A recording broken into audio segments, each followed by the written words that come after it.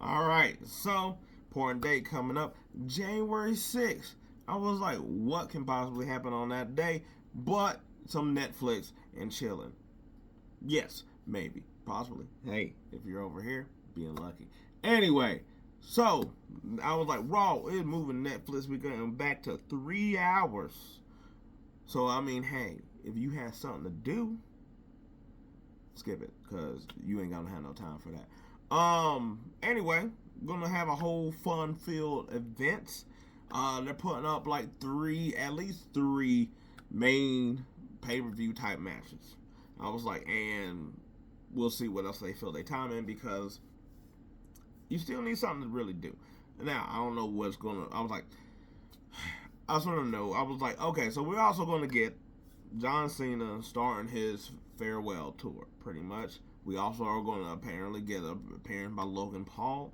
I either feel like it will be them two together, but considering how that might I was like, get to the whole WrestleMania thing, which I don't think. I think if it wasn't John Cena's last ride, no intended with him and like the Undertaker, I would say Logan Paul for with John Cena for WrestleMania. But since it's his last one, I can understand it being sort of different. So maybe you get him at Royal Rumble or something like that. But then again, no, maybe you just have them both fight in the Royal Rumble if John Cena does enter the Royal Rumble or something like that. You know what I'm saying? Like that got to be a match at some other point in time. That's not there. Maybe you have it after WrestleMania or something like that at Backlash. So either that or we'll have Logan Paul confront Gunther because that's sort of what happened at the Raw press event for Netflix. Yeah, I was like, I think John Cena thing now that'd be different. I think he'll come out there, have his whole heartfelt, delivery of like, this is it for me. Y'all really won't be able to see me. And then I think we'll have somebody pop up, come through. I think at first it'll probably be a friend or maybe someone that might turn on him or whatever. I think it'd be great. It'd be great if John Cena's out there doing his whole talking speech. The New Day comes out and interrupts that whole thing. I was like, there's so much at the point of being booed. I was like, you have him with John Cena that not only is a super babyface, but at this point in the career, everybody's cheering the hell out of him.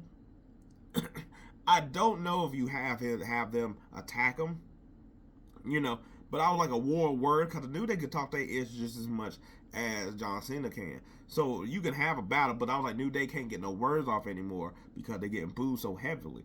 So you can have John Cena do all his goofy, funny type of stuff that you could do against New Day because guess what?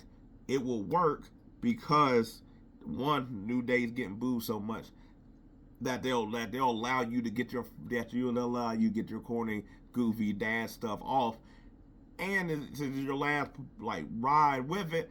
It'd be like, oh, look, Grandpa's still over here telling jokes or whatever. I think that's what they should do. Is New Day, John Cena, and that's how they should start the whole. That's how they should start the night or whatever. Logan Paul or Gunther, I think will happen probably after like a match or something like that. I'm just saying that's how I start the show. Now, I was like, as far as any other matches and stuff like that, I don't really know. I was like, because the three main event matches are, going to be so heavily and I think pretty long.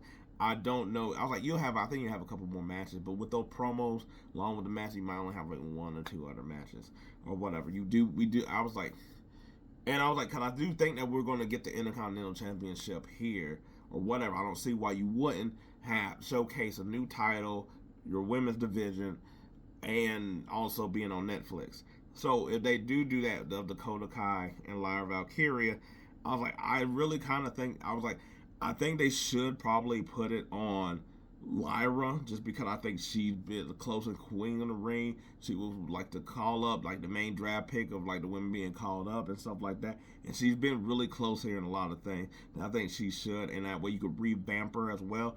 I think Dakota Kai is fine. She got damage control. I was like, she's already sort of here. People are already sort of really just behind her in general. So I was like, go ahead and put on Lyra. Lyra's a really good worker and stuff like that. She put on really good matches. I was like, I'll put it on her. And also, Dakota Kai does get hurt quite frequently. At this point, I was like, hey, maybe she could shake it off. But for right now, I was like, I'll put on Lyra because she's always there for the most part and all the other stuff. Rhea Ripley, Liv Morgan, give it to Rhea. Just go ahead and give it to Rhea. Just go ahead and establish it and give her her whole time or her momentum that you were going to give it to anyway. While on one hand, see the thing is, it just got to end. It really doesn't matter who wins. It just got to end. I think that I really think that like Rhea could jump, like one of them had to jump ship after whatever this match is, pretty much, because they're just going to get entangled each other in each way. I do sort of, I was like, you keep Raw as mommy's house, whatever it's called, but I think it's going to go to Rhea. I was like, I would think it'd be fine to have it on Liv and see what Liv can do when she can fight other people and deal with other people. Maybe it may not work, maybe it will, but I think go ahead and keep it on her. But this was something I've seen online. I think is a good point, is the fact that in a lot of the, the Royal Rumble and like the Battle Royale they had when Rhea got hurt, Liv has came close in each of those times. So why I was like, and I think maybe as she was really close, I was like in like the Final Four, like the Royal Rumble before that as well too. She's been really close in a lot of these tournaments that I was like, it almost seems like she's going to get over the hump. The only problem is, do you want to go to WrestleMania with Rhea Ripley as the champion and then Liv wins the Royal Rumble? So that's why I don't think that's going to work. But they're going to give it back to Rhea in this match. Seth Rollins and CM Punk. I actually don't know how this is going to go. Because on one hand, I was thinking that this might be a DQ. And that to save faith with both of them, that they're just fighting each other so much that, hey, you got to call it DQ. Now, granted, I was like, neither one of, I was like, CM Punk has lost to Drew, even though he got the first one. Wait, no. I was like, no, he lost the first one. I was like, and then CM Punk got the last two. So, CM Punk will lose. Seth will also lose. So I feel like they are pretty good at that. It all just depends on what you're going to get next from this and whatnot. Man, I was like, I think you really got to have CM Punk win just so that I think that Seth would just be more mad about it. Because CM Punk he was sort of moved past this. He was like, I'm on a different thing. And this sort of gives him a chance to go to different things while Seth still be a menace towards his ass. So I think CM Punk gets the first win. It's on Netflix. You want to pop a rating. You want to do really well. Guess what? CM Punk is still over, baby. Which brings us to the third match. Or the fourth match that I included in the Intercontinental Championship Women's. It's a tribal combat and with Roman Reigns and Solo. This is also another one that I was like, I like the Rhea and Liv that could be like either one going back and forth. It's really kind of just like go away heat. Solo and Roman is kind of different because me personally, I think that Solo should win. I think they're going to have Roman win. The weird I feel like caveat to this is Drew McIntyre. I think Drew McIntyre makes this whole thing weird. Cause I was like, you would have said 2 weeks before, you'd have been like Roman, no problem. But Drew wants Solo to take out Roman. Easy enough, except for the tribal combat. Anything can happen. Anybody can show up. You can do whatever you want to. And guess what? You already know Solo gonna have his bloodline out there. You already know Roman gonna have a bloodline up there. But what's this? It's Solo, Tonga, and Jacob. Whereas it's Roman, Sammy, the Usos. Oh damn, they got one up. That's crazy, especially for the babyface. Sound like that's gonna have to get even a little bit out. I was like, I don't think Lowe will be back in time. It sucks that Bronson Reed got hurt because I wish he was still with the bloodline. But man, seems like Drew can balance that out. And hey, I'm not saying that this might happen, but Kevin Owens ain't also too pleased with none of these. So maybe we get a Kevin. Cause I'm like, Cody Rhodes is gonna be out on Raw on Netflix. You're not gonna have that champion as well too, which I was like, if there's like a little thing between him and Gunther, I think that'd be cool. Some little backstage or whatever, where there's like, you were the better man kind of thing, or whatever. I gotta work on my Gunther. But with that, that means KO gonna be there. Now, do that where they pull the trigger for the KO Sammy stuff? Which in that case, do you see a KO come out there and screw Sammy over and did it's like, oh damn, Drew, and he claymores Roman? Cause I'm just saying, anything could go.